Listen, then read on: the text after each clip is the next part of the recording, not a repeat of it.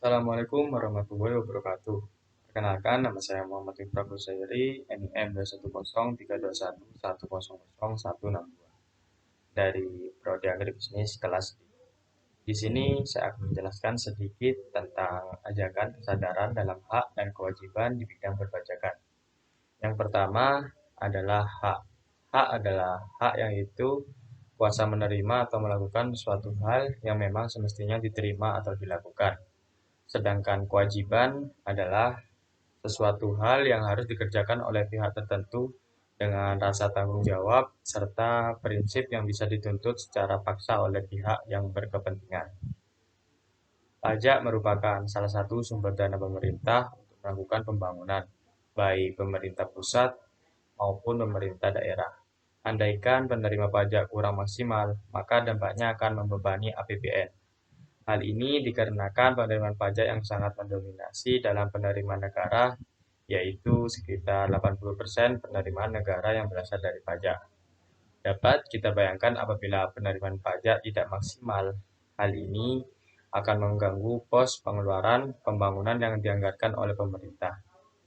Pos tersebut digunakan untuk pembangunan infrastruktur, sarana prasarana pendidikan dan kesehatan, dan juga subsidi ke masyarakat, maupun beberapa pengeluaran lain yang berkaitan dengan pelayanan masyarakat. Dalam hal tersebut, berkemungkinan akan mengganggu kehidupan sosial dan ekonomi dalam masyarakat, yang akan berimbas pada menurunnya kesejahteraan masyarakat.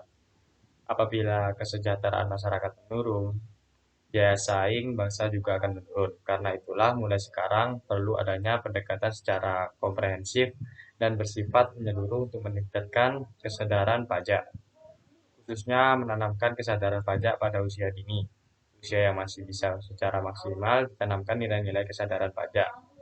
Ketika penerimaan pajak secara berkesinambungan selalu terjaga dan bahkan dapat meningkat secara signifikan. Hal ini membuat pembangunan menjadi berjalan sesuai dengan rencana pemerintah.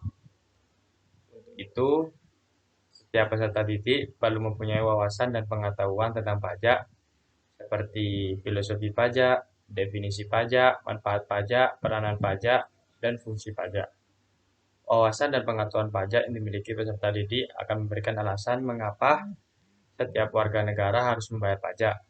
Hal ini akan menghindari dari penyangkalan untuk tidak membayar pajak. Oleh karena itu, saya sebagai mahasiswi dan warga negara Indonesia mengajak semua warga Indonesia untuk selalu patuh dan melakukan pembayaran pajak.